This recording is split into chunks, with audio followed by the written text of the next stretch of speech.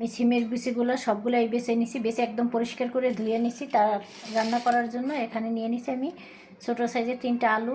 সিমের বিচির মতোই আমি ছোটো ছোটো টুকরো করে কেটে নিছি। আজকে আর মুরগি গরু দিয়ে রান্না করব না, আজকে রান্না করব আমি এই যে বড় পাঙ্গাস মাছ দিয়ে। আমি এই মাছ 2 পিস মাছকে আমি ছোটো ছোটো টুকরো করে নিছি।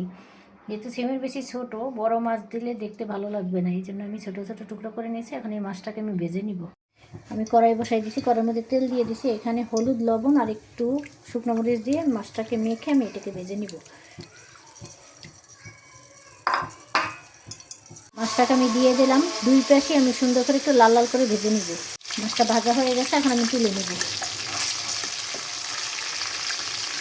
এখন আমি মাছটা তুলে নিচ্ছি, আমি পেঁয়াজগুলো দিয়ে দেবো। কাঁচা পেঁয়াজ মানে কাটা পেঁয়াজ দিয়ে রান্না করবো, বাটা পেঁয়াজ দিব না। পেঁয়াজ আর একটু পেঁয়াজ দিয়ে দিই। আমি পেঁয়াজটা হালকা করে একটু ভেজে নিব।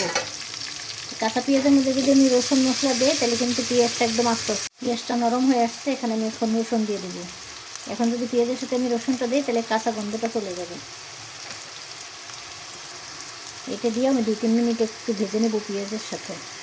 হয়ে গেছে, এখন অন্যান্য মশলা দিয়ে আমি আর একটু কষাই। এখানে শুধু দিব আমি একটু জিরা, ধনিয়ার গুঁড়ো, আর দিব শুকনো মরিচ, কাঁচামরিচ দিব পরে, কালারের জন্য আমি শুকনো মরিচটা দেবো। আর সিমের বিচের মধ্যে কিন্তু বেশি একটা ঝাল দেওয়া যায় না, হলুদ আর মরিচের পরিমাণটা একটু কম দিতে হয়।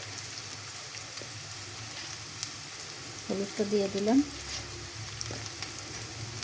আর একটু হলুদ দিই।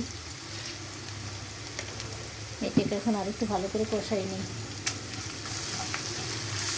যত মশলা ভালো কষানো হয়, তরকারি হোক, মাছ হোক, মাংস হোক, টেস্টটা কিন্তু বাড়ে।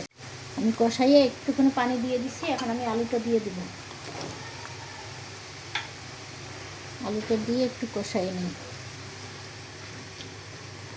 2-3 মিনিট আগে আলুটা দিব, তারপর আমি সিমের বিচিটা দেবো। সিমের বিচি কিন্তু সিদ্ধ হয়ে যায় তাড়াতাড়ি, আলু তাড়াতাড়ি সিদ্ধ হয়, তারপরেও সিমের বিচির সাথে আলুর সাথে একাটাই সিদ্ধ হবে না, তাহলে সিমের বিচিটা গলে যাবে। 3 মিনিট পরে এখন আমি সিমের বিচিটাও দিয়ে দিব। বিসমিল্লাহ দিয়ে আমি ফুল হিটে এটাকে এখন কষাই নিব। এখন যদি আমি লো হিট দিই তাহলে কিন্তু এই সিমের বিচিটা গলে যাবে আস্তে আস্তে করে।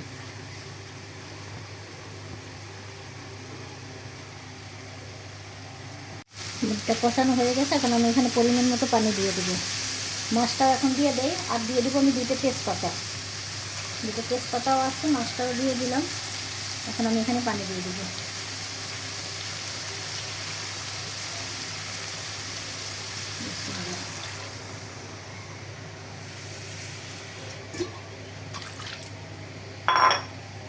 যেখানে বেশি ঝোল রাখবো না, আর মাছটাও ভাজি করা, এটাও কষানো আছে, এটা তাড়াতাড়ি সিদ্ধ হয়ে যাবে। বেশি পানি দিলে এটা গলে যাবে। এটা আমি একদম ফুল হিটে রান্না করব, এটা কোনো মিডিয়াম লো কোনোটাই করব না। আমার রান্নাটা হয়ে গেছে, এটা কিন্তু সিদ্ধ হয়ে গেছে। আমি এখন একটু ধনিয়া পাতা দিয়ে দেবো। বেশি নাড়াচাড়া করলে এটা গলে যাবে। ধনিয়া পাতা দিয়ে আমি 1 মিনিট রান্না করব।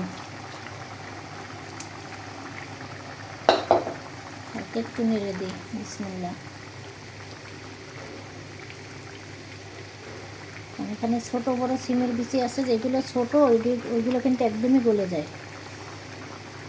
1 মিনিট পরে আমি চুলাটা বন্ধ করে দেবো। আর এই সিমের বিচিটা একটু তেলযুক্ত মাছ দিয়েই কিন্তু বেশি ভালো লাগে। যেগুলোর মধ্যে তেল কম ওইগুলো দিয়ে সিমের বিচি রান্না করলে বেশি একটা টেস্ট আসে না।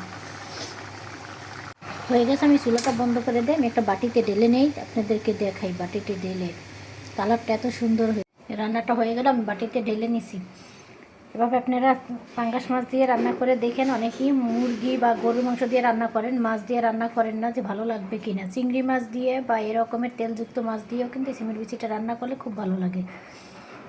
আজকের মতো এখানেই শেষ করলাম। ভিডিওটা ভালো লাগলে একটু লাইক, কমেন্ট, শেয়ার করে দিন। সবাই ভালো থাকবেন। আগামী ভিডিওতে আবার আপনাদের সাথে কথা হবে ইনশাল্লাহ। আল্লাহ হাফেজ।